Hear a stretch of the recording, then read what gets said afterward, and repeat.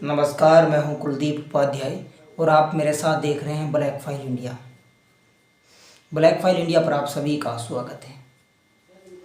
दीपक पचेरी नाम का एक लड़का जिसकी उम्र महज 26 वर्ष रही होगी, नज़दीकी पुलिस स्टेशन में जाकर रिपोर्ट दर्ज कराता है कि उसकी मां अस्पताल गई थी और फिर वापस नहीं लौटी। और उस लड़के के साथ यानी कि दीपक पचेरी के साथ उसका मामा भी था। दोनों ने रिपोर्ट दर्ज कराई और वहां से चले गए। इधर पुलिस छानबीन में लगी हुई थी, परंतु उस लड़के की मां का कुछ पता नहीं चल पा रहा था। उस लड़के की मां का नाम था उषा देवी, जिसकी उम्र 68 वर्ष थी। पुलिस रोज छानबीन कर रही थी, परंतु किसी भी तरीके से कहीं से कोई सुराग नहीं मिल पा रहा था।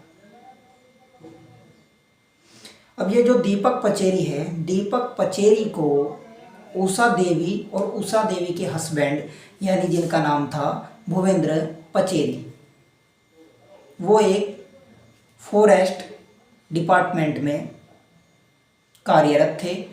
उन्होंने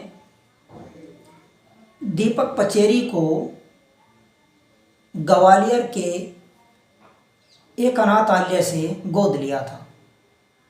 जब उनको ये लगा कि अब संतान नहीं हो सकती, कोई चांस नहीं है, भगवान ने उनकी झोली में संतान का सुख नहीं डाला, तो उन्होंने फैसला किया कि अब बच्चा गोद लेते हैं। तो उन्होंने ग्वालियर के एक अनाथालय से दीपक पचेरी को गोद लिया और उस समय दीपक पचेरी की उम्र जो है महज 2 वर्ष थी। दीपक पचेरी को अपने घर पर ले आए, उसको लिखाया, पढ़ाया, खिलाया, पिलाया और उसको जवान कर दिया। 2023 में भूपेंद्र पचेरी की मृत्यु हो गई थी और उन्होंने एफडी करा रखी थी 16 लाख रुपये की। और उस 16 लाख की एफडी में जो नॉमिनी थे वो थे दीपक पचेरी, यानी कि उनका बेटा जिसको उन्होंने गोद लिया था, दीपक पचेरी। दीपक पचेरी को नॉमिनी बना के रखा था।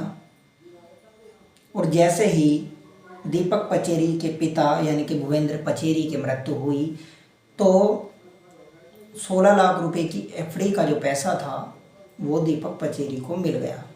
अब दीपक पचेरी का जो दिमाग रहता था वो रहता था शेयर मार्केट में।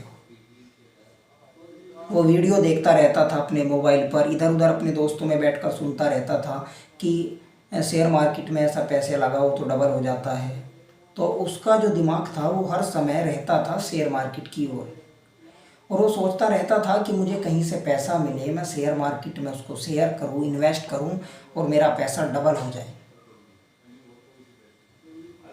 तो उसने 16 लाख रुपये जो है शेयर मार्केट में नुकसान के चलते गंवा दिए।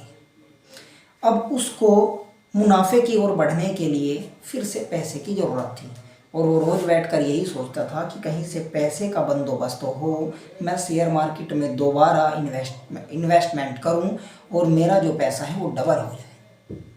उसके दिमाग में केवल एक ही धुन सवार थी कि मुझे शेयर मार्केट से ही पैसा कमाना है।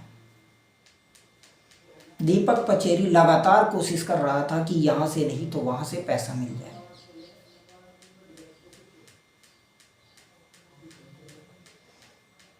अब पिता सर पे नहीं थे, कोई समझाने वाला भी नहीं था और सर पर भूत सवार था शेयर मार्केट से पैसे कमाने का। शेयर मार्केट में इन्वेस्टमेंट करो और पैसा कमा लो। दीपक पचेरी को हर समय केवल यही धुन सर पर चढ़ी रहती थी। अब दीपक पचेरी को पता चलता है कि उसकी माँ के नाम यानी कि उषा देवी के नाम, जिसने उसे जन्म तो नहीं दिया परंतु एक माँ की ममता जैसी होती है ऐसा ही प्यार दिया, ऐसे ही दुलार दिया और उसको पाल पोस करके बड़ा किया। उसे जब ये पता चला कि उषा देवी यानी कि उसकी माँ के नाम भी 32 लाख रुपए की एफडी है, तो उसने माँ से 32 लाख रुपए की एफडी को तोड़वाने की बात की। माँ ने मना कर दिया। तो अब उसने सोचा कि ऐसे बात नहीं बनने वाली है और मुझे 16 लाख रुपए की भरपाई शेयर मार्केट में इन्वेस्टमेंट करके ही करनी है। मतलब उसने ये नहीं सोचा कि जब 16 लाख गवा दिए तो अब तो कम से कम चैन से बैठे, भाई घर के पैसे थे गवा दिए, सर पर कोई कर्ज तो नहीं था, परंतु उसने सोचा कि अब 32 लाख रुपए मैं लगाऊंगा, इन्वेस्टमेंट करूंगा और 1 करोड़ रुपए कम से कम कमाऊंगा। जब माँ ने मना किया तो उसने एक दिन माँ के खाने में जहर मिला दिया, परंतु माँ को उल्टी लगी, यानी कि उषा देवी जो थी उनको उल्टी लगी और उल्टी के कारण वो सारा जहर जो था बाहर निकल आया और वो बच गई। अब ये 6 मई को उषा देवी सुबह नहा धो करके तुलसी के पौधे में जल डालने के लिए जा रही थी, तो तभी पीछे से दीपक पचेरी यानी कि उनके गोद लिए बेटे ने पीछे से उनके सर पर डंडा मार दिया और जैसे ही डंडा मारा वो गिर पड़ी। फिर उसने एक साड़ी के पल्लू से उषा देवी का गला दबा दिया, गला घोट दिया, जिसके कारण उनकी मृत्यु हो गई। और फिर उनके चेहरे को जो है लाल वस्त्र से ढककर बाथरूम की दीवार के पास, वहाँ पर एक सीढ़ी यानी कि जीना भी बना हुआ था, वहाँ पर उसने पहले से गड्ढा खोद के रखा था, वहाँ पर उन्हें दफन कर दिया और कहानी समाप्त हो गई। यानी कि जिस बेटे को गोद लिया उसके सामने पिता की मृत्यु हुई, उसने पिता की 16 लाख रुपए की एफडी को ऐसे ही उड़ाया और 32 लाख रुपए की एफडी के लालच के चक्कर में उसने अपनी माँ को मार दिया और पुलिस थाने में जाके रिपोर्ट लिखवाई कि उसकी माँ गायब है और मिल नहीं रही है। और जब पुलिस को शक ये हुआ कि बेटे ने रिपोर्ट तो दर्ज कराई है परंतु उसके चेहरे पर, उसकी आंखों में माँ के खो जाने का कोई गम नहीं है। सीसीटीवी फुटेज को जो है खंगाला गया, उन्हें चेक किया गया, परंतु जब कहीं से सुराग नहीं लगा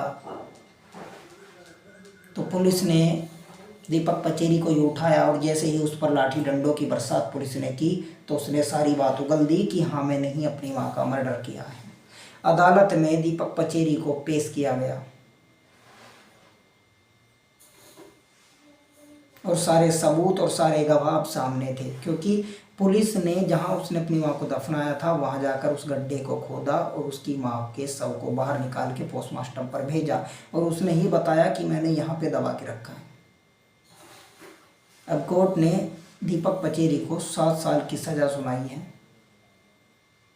और 1 लाख रुपए का जुर्माना भी उस पर हुआ है। वैसे इस दीपक पचेरी नाम के बंदे को जो है फांसी की सज़ा सुनाई गई है, परंतु हाई कोर्ट का आदेश अभी बाकी है, यानी कि हाई कोर्ट में केवल फांसी की अपील की गई है, परंतु अभी फांसी पूर्ण रूप से स्वीकार नहीं की गई है। परंतु फिलहाल 7 साल की सज़ा और 1,000 रुपये का जुर्माना इस पे लगाया गया है। तो क्या लालच ही बनता है किसी की हत्या करने का कारण? कमेंट सेक्शन में आप लोग अवश्य बताना। अगली कहानी के साथ फिर हाजिर होंगे। आप लोग चैनल को सब्सक्राइब करके रखना, वीडियो को लाइक भी ज़रूर कर देना और अपने दोस्तों में शेयर भी करना। धन्यवाद।